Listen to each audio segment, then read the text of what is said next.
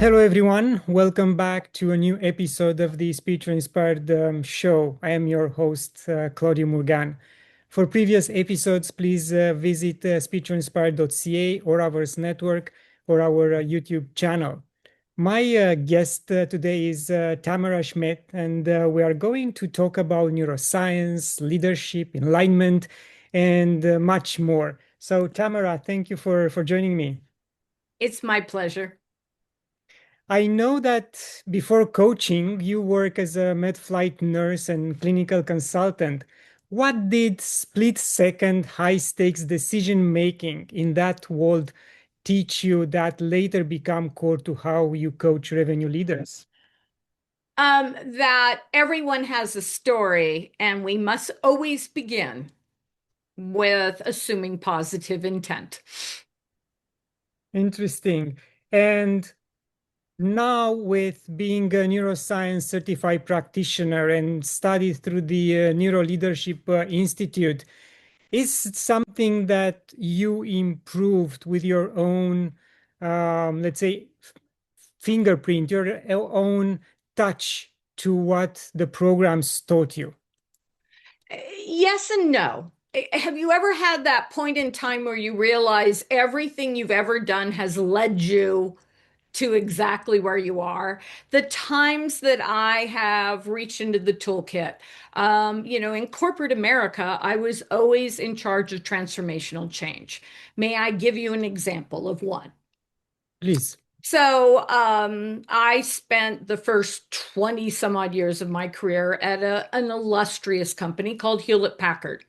And when you say it British, it sounds so much better. Hewlett Packard, right?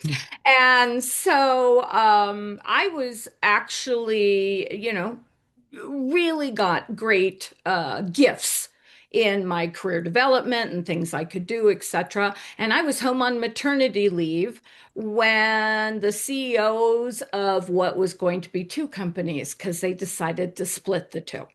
And I knew both of them. And they're like, hey, can we come over and bring you a baby gift? I'm like, sure. And in that discussion, there was, hey, listen, we're going to announce it shortly. We're going to split into two companies.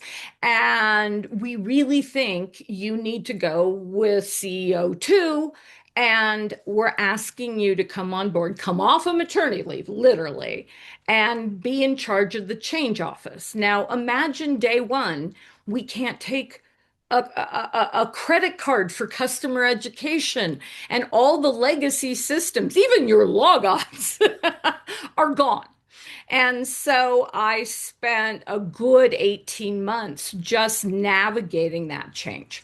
So when I went and studied neuroscience, so much of, oh my gosh, I've been doing this and I've been doing this. But what I would say is when you're in roles of leadership, when you're coaching others for their impact on their people and how they will lead, what I see in general is we constantly ask for change, relentlessly ask for change. And frankly, in a corporate setting, all those executives go off and they have all those, stages of grief, frankly, acceptance, denial, bargaining, all that, but we call them strategy sessions.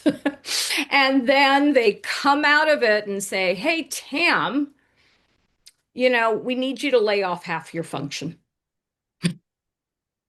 And oh, and can you have it done by next week?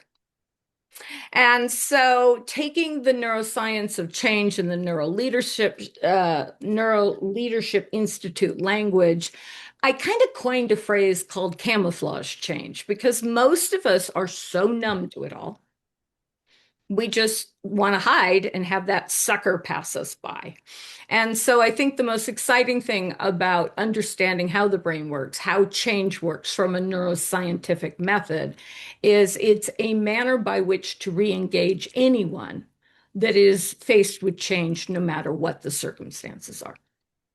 Yes, and the reason, I mean, the discussion is taking a direction which I didn't expect, and that's amazing. The reason I ask you why or if you try to bring something new into that process is because I interviewed a handful of psychologists who did something like that. They brought tarot into their practice. They brought the medicine wheel from the indigenous people into their practice. They brought self-realization techniques into their practice. And they were accepted, these practices were accepted by the clients. So that's why I also ask you, coming from the IT environment into this new, interesting, brain-related environment, maybe you found something that will bring these two together and make it easier for the leaders to embrace the change and a higher level of consciousness, because I'm very big into that. Absolutely. So, with my history and my background, there are breathing exercises, etc., and I often introduce them. And even the way a discussion would begin with a client, where it's called be doing a clear, where we go from event to event, place to place, etc. God help us if we need to use the loo. And so people show up for a meeting with me as a client, or I'm facilitating, and they've just kind of like practically skid through the door. And a clearing is an easy exercise where you literally say, all right, let's get whatever's in your brain out of it for a moment and see if you can put it aside. And you name what it is, you state what you can release, and then you go deeper and get into the topics, etc. The other thing that I quite naturally brought to the table, I kind of stumbled over it, but I use it in everything I do now, is this idea of asking permission. From a neuroscience perspective, and I often call it, wait till your mother gets home or your father gets home threats, right? Hey, do you have time to talk? Oh boy, what's that going to be? And so we're always struggling, and we go into our reptilian brain, and that is literally fight or flight. Crap, I'm gonna die, right? And so if we get a chance to ask permission, we in general help every human being we're working with understand they always have control. They don't go flying into, oh, no, no, no, no, no. And it almost becomes comedic because clients hate when I ask when we have an established relationship. And they're like, yes, yes, of course, I mean, the reason I work with you. I'm like, no, and I'll even torture them. Today, every time I ask permission before sharing an insight or offering you a challenge to rethink how we're approaching this, I want you to say no. They're like, what? Say no. And the neuroscience of how the brain works and the fact that we need something, as you said, with the indigenous people and all, and it's part of my life practice anyhow, the easiest way to the frontal cortex, which by science we know is where change can occur, is gratitude. May I give you an example of a funny way to apply it? Please. So, at some point in my career, I ran all of the customer facing onboarding for a multi-billion dollar company globally.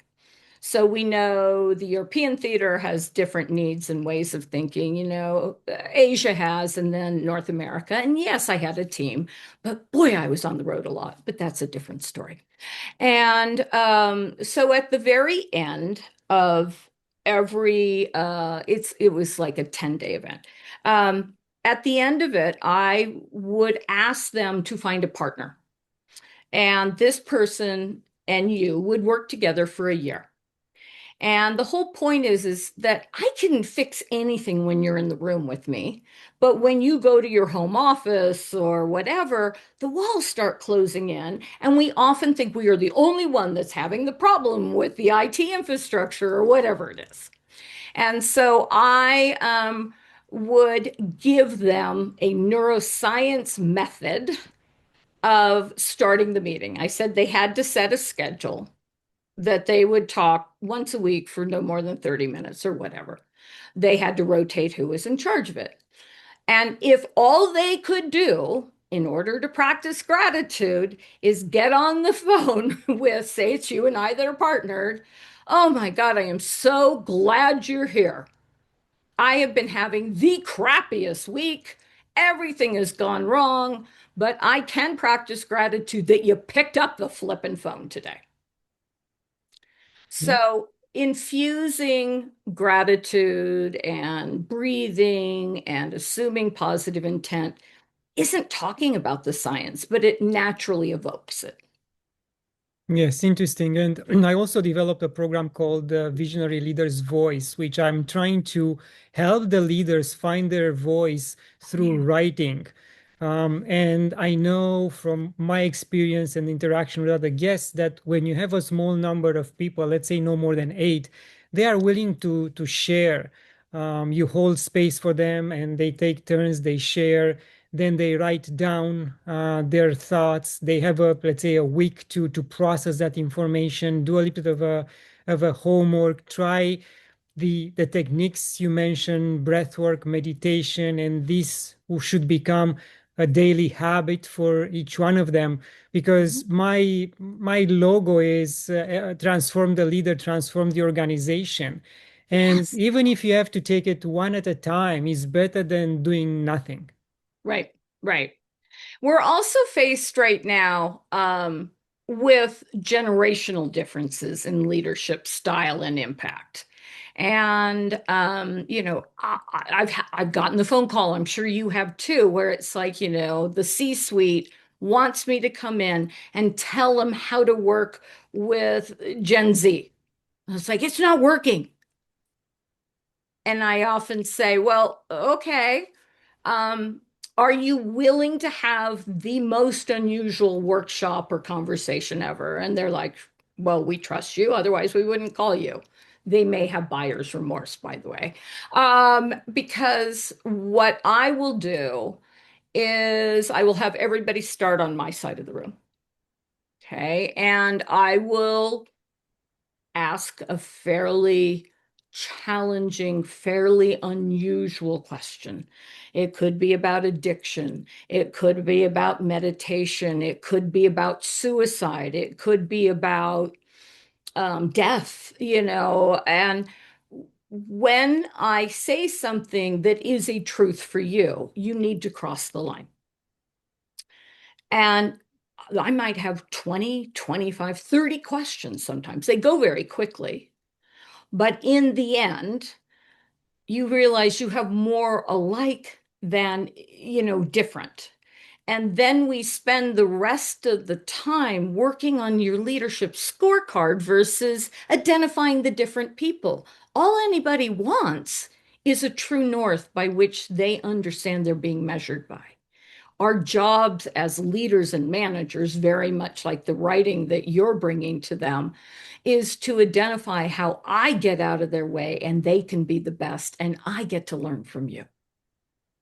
Yes, very interesting. And you mentioned the scorecard, and I am not a big proponent on, the PKIs, the ROIs, because this, drives everyone crazy, especially the guys at the top. They have no life balance, they have no rest.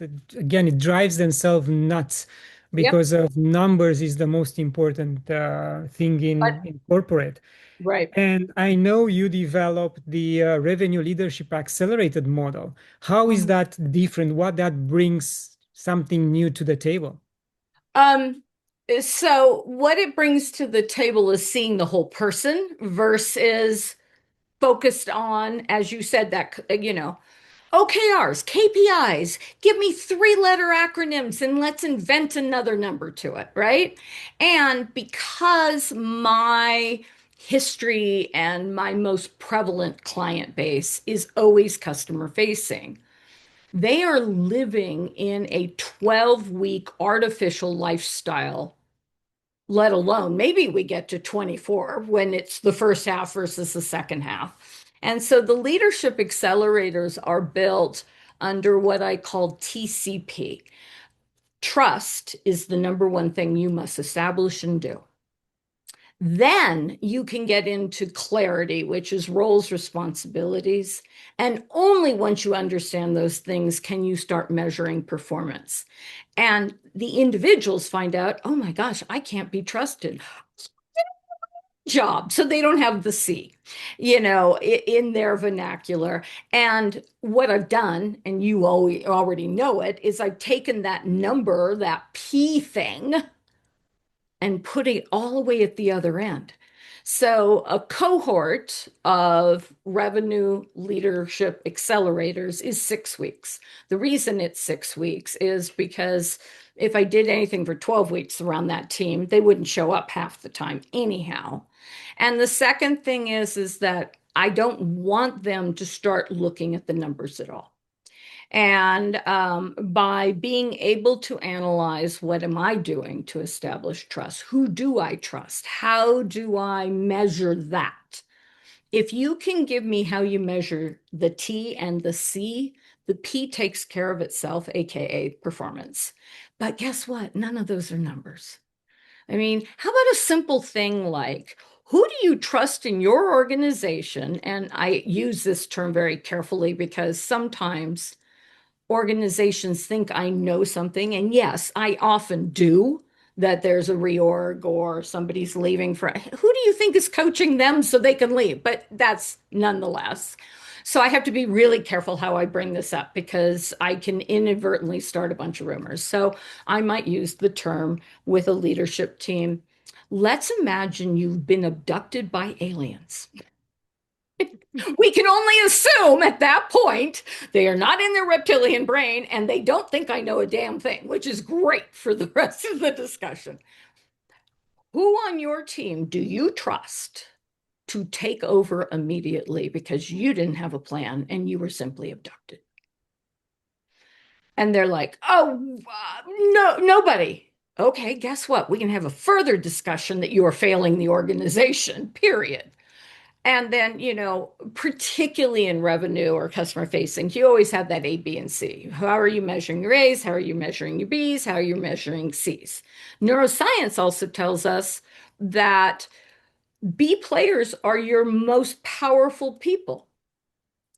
And we go from the A's because it's like having your best favorite Starbucks drink to your C's where you're like, oh, God, here we go again, right? That whole discussion. And you miss out on your B's. So, have you had, under trust and clarity, have you had a discussion? What does that B player want to be when they grow up? And I will add another twist if you don't mind.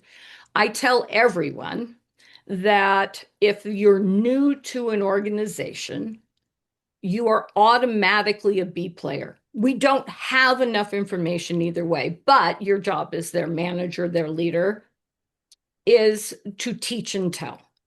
And just because performance reviews come up 3 months in to their development time, they're still a B. If you show me you put them anywhere else, we are going to have an entirely new conversation.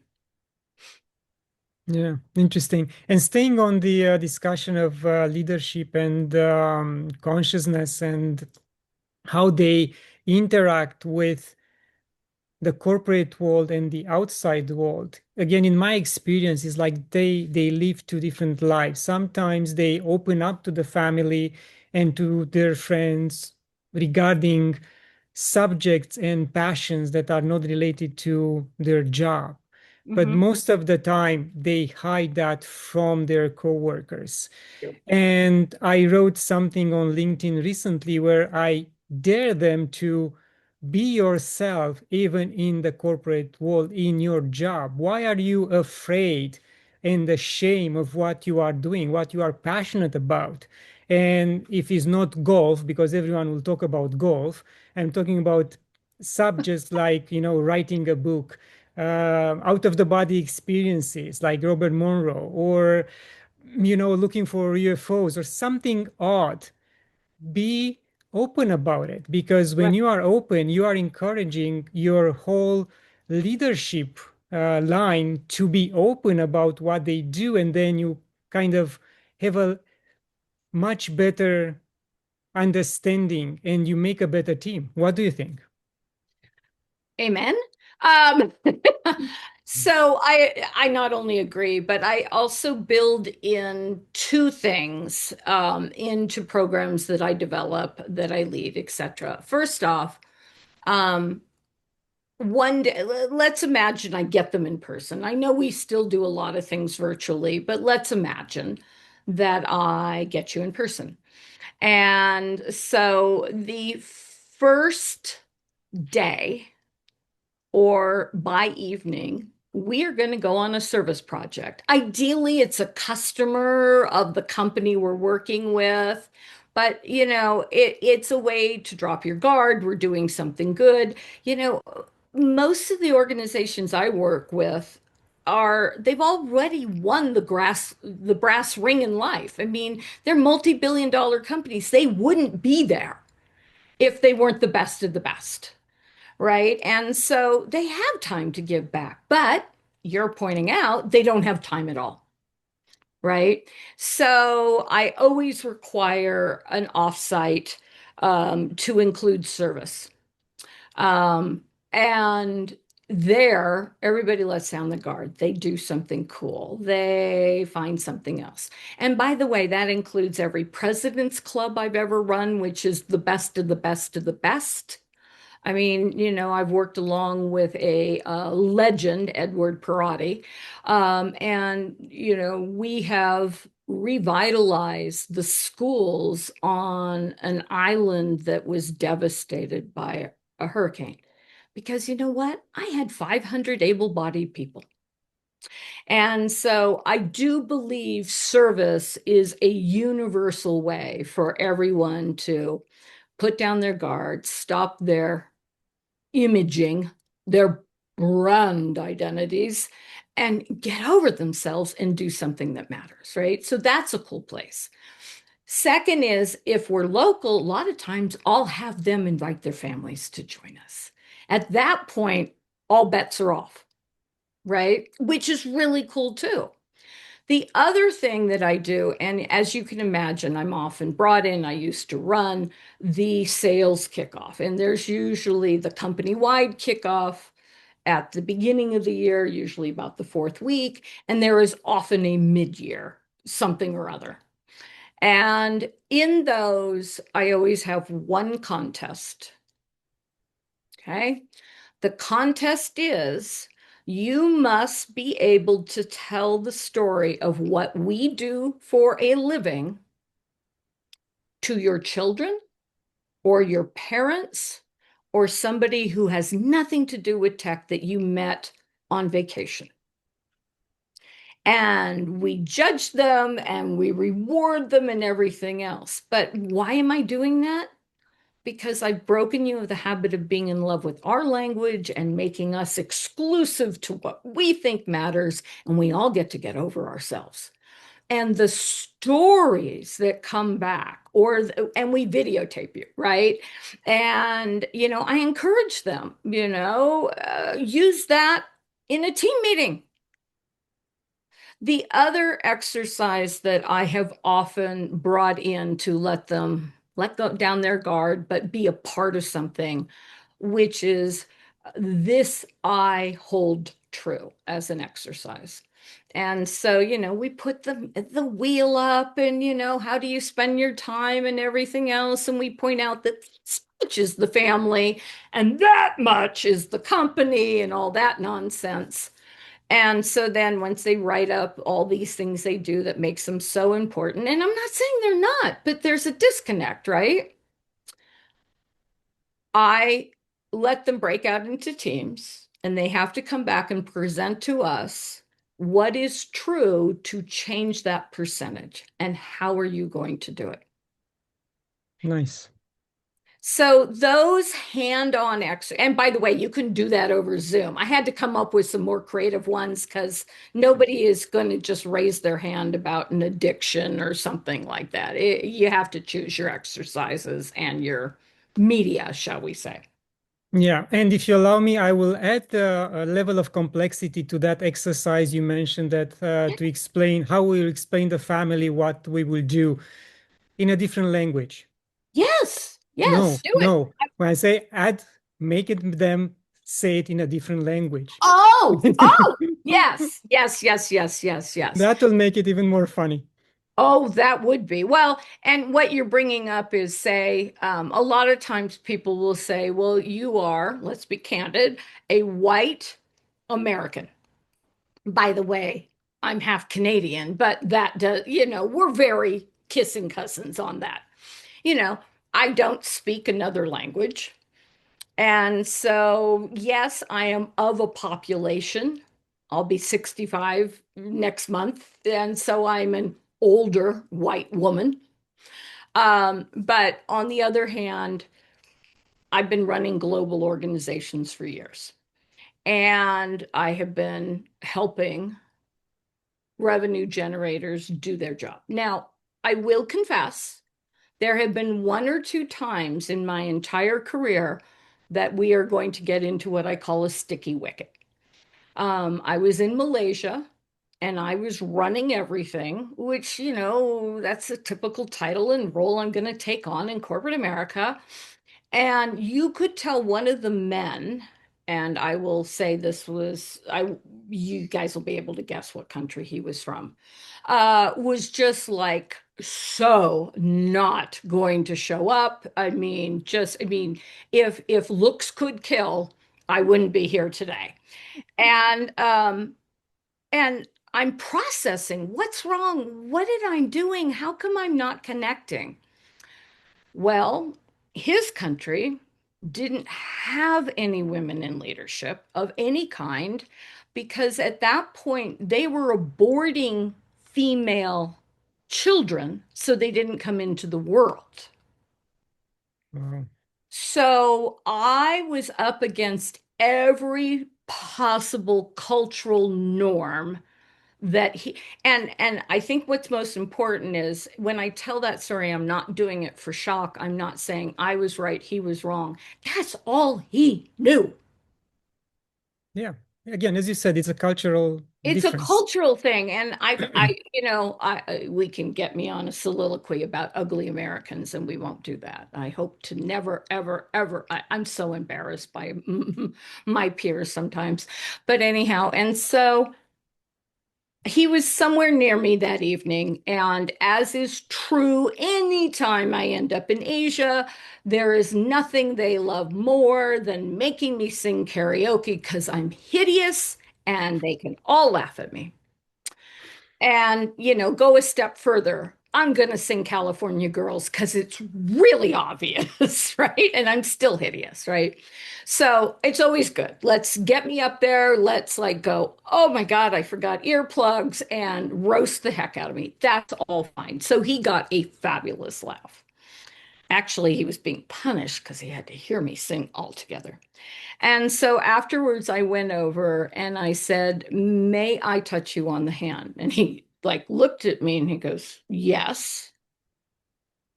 And so I reached out and I touched his hand and I said, I know I've made you very uncomfortable this week. I know that just my presence is probably something that you would rather twitch your nose and make me evaporate.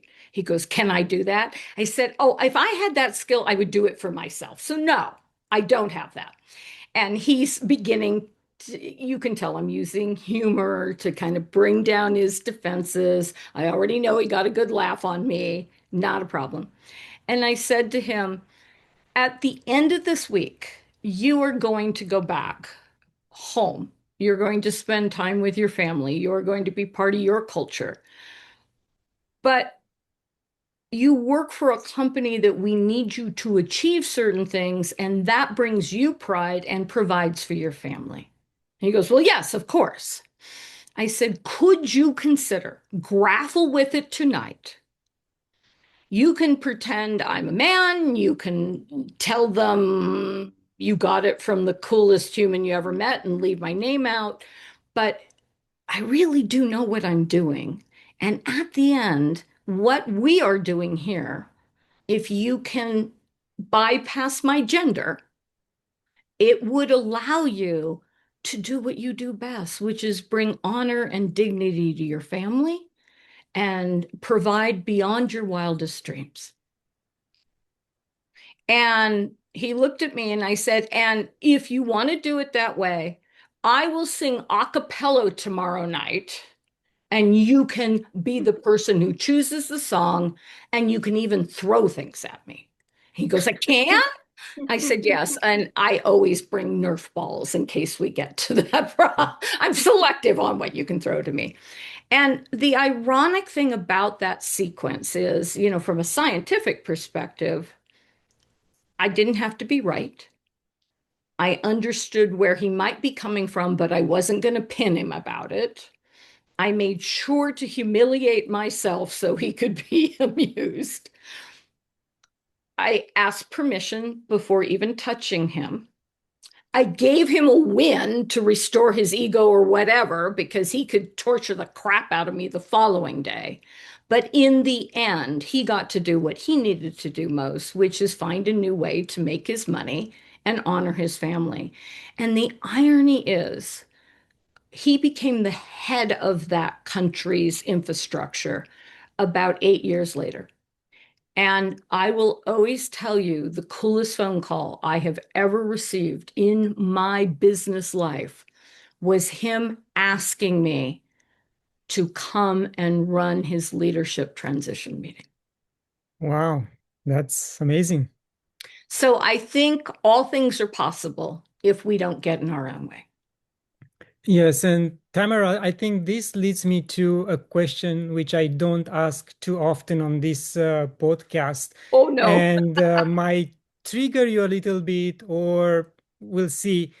I always say that if these leaders, they are, let's say, corporate or politics, they will know themselves better before stepping onto this path. And by doing that, they can get some help from sacred plant medicine in a controlled environment, let's say. They will find out about themselves, they will shed some trauma, they will be able to freely cry out that trauma in a, again, safe environment. Right. Do you think that this will help them? Have you had this experience with certain leaders you interacted with? Absolutely. I have allowed them, you and I briefly before we went on live, you have multiple books, you have another one coming out. I am so excited to learn more about those things. And I am dabbling in my first book ever. And it's called The During. And the during is defined by there is always something underneath the covers that is changing for somebody. We don't bring it to work. We continue to highly perform, but every one of us is changing all the time. Sometimes it's the worst phone call you will ever get in your life. And so the ability to establish trust and let them be vulnerable, I call it the outside the building walkabout. Because they're not going to say it in the building, right? And so, and I do struggle with cigarette smokers. We still have a great many in the world, and that would be an automatic reason for them to go outside the building. But I always tell anybody who encounters me, there is no place we can't go if you want to walk and share. And I have gotten phone calls that I never imagined. I've had people share things that I never imagined. And I tell anybody when it comes up, I hold your trust in such a place of honor. And then at the end of it, I might challenge them to ask, how might you apply what you're learning in your state of discomfort to become a better leader for somebody else? Yes, interesting. Can you share more, please, about your Enlightened Coach program? Yeah, sure. So I'm going to go backwards and then I'm going to go forwards. Um, I have the reason it's enlightened as a word, as a definition for the company, is because I started it when my husband was dying of a terminal brain cancer. And I've always been a high performer, and I've always, gone job to job. There was phone calls before I even thought about leaving, that whole thing. Fine, whatever. And we had organizational changes, and I was working for somebody who wasn't terribly fond of me. It happens all the time.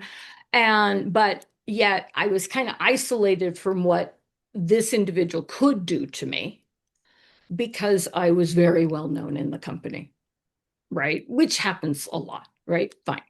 And so the diagnosis came, and she ran in and said, "Oh, we have to put her on the layoff list Hmm. because she needs to be with her husband. And this way we can give her cash and prizes and she can focus on family. This is the nicest thing we could do." I have lots of colorful words about that experience. And so, okay, gee, thanks. And so then it'll be about 4 months after that. I can't get to an interview because we might have a 12-hour doctor's appointment for my husband.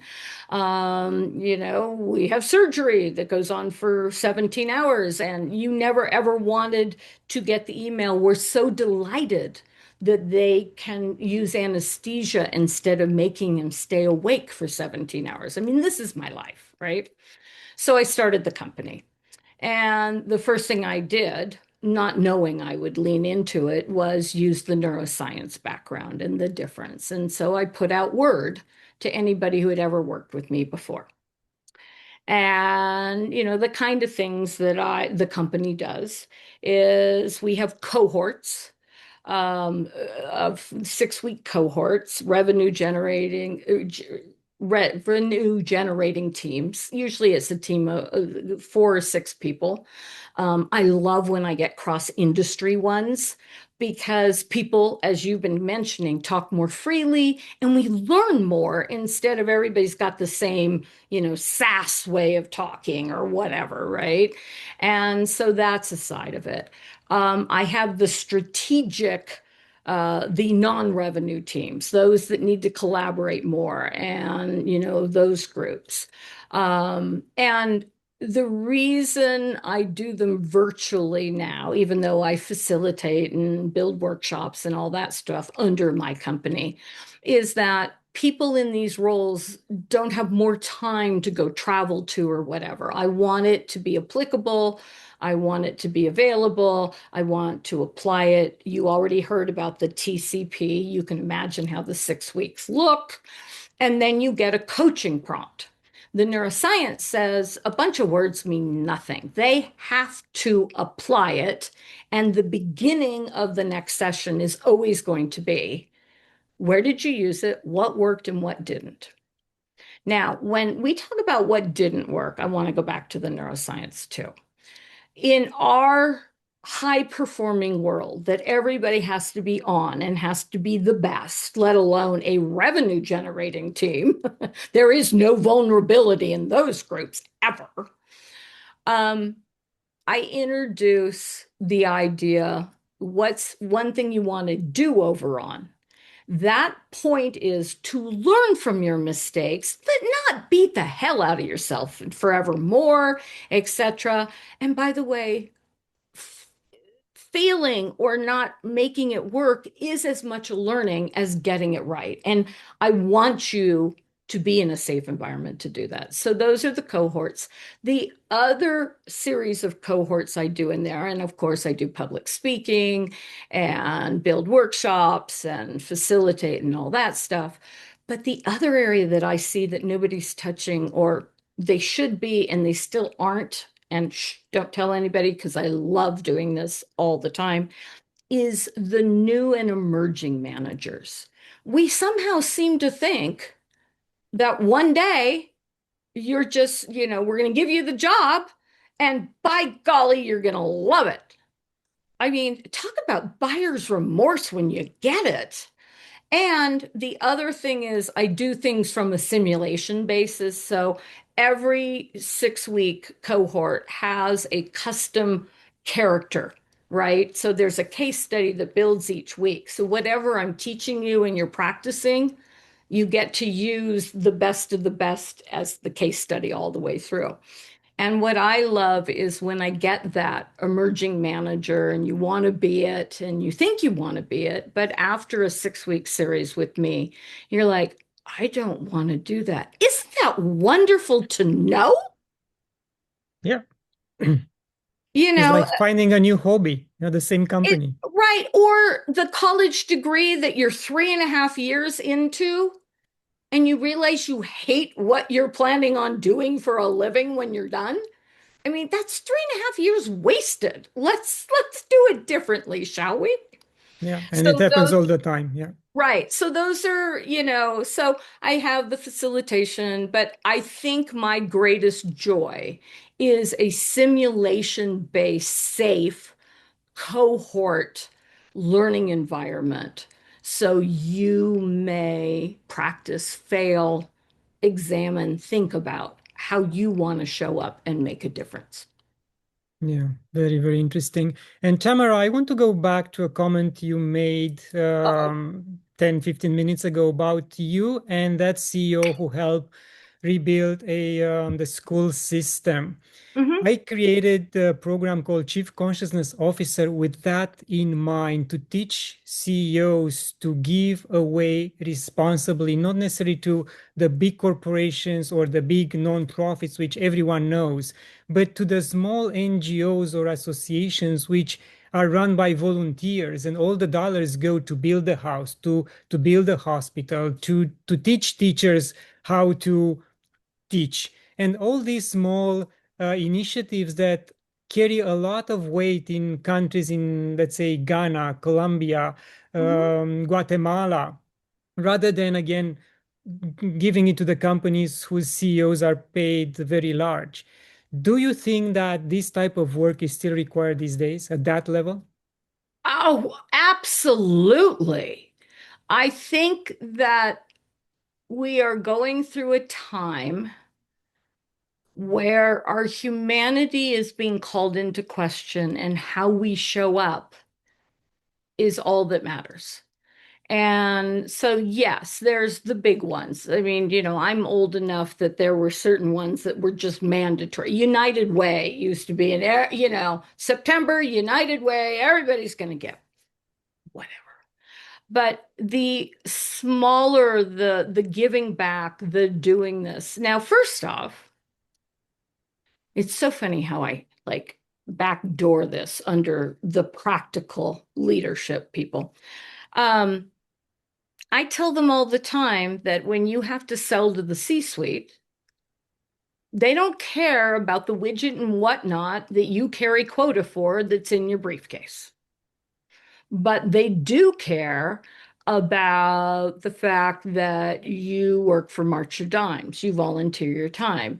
I live in Bend, Oregon. Bend, Oregon on 4th of July, and they've done it every year since 1936, except two times, has a pet parade. Thousands of people scheduled to be in this town for the pet parade. I mean, it's a whole thing. Now, I have volunteered at it for 9 out of the 10 years I've lived in this town. Imagine how fun a conversation I get to have when all of my execs on Monday, today, after this holiday weekend, say, "What did you do? Can I send you pictures? I worked at the pet parade." What did you do at the pet parade, Tam? I gave out water. You gave out water. You do realize you charge X an hour and you were giving out water. I said, well, not to the people, to the animals. The people need to have a better plan.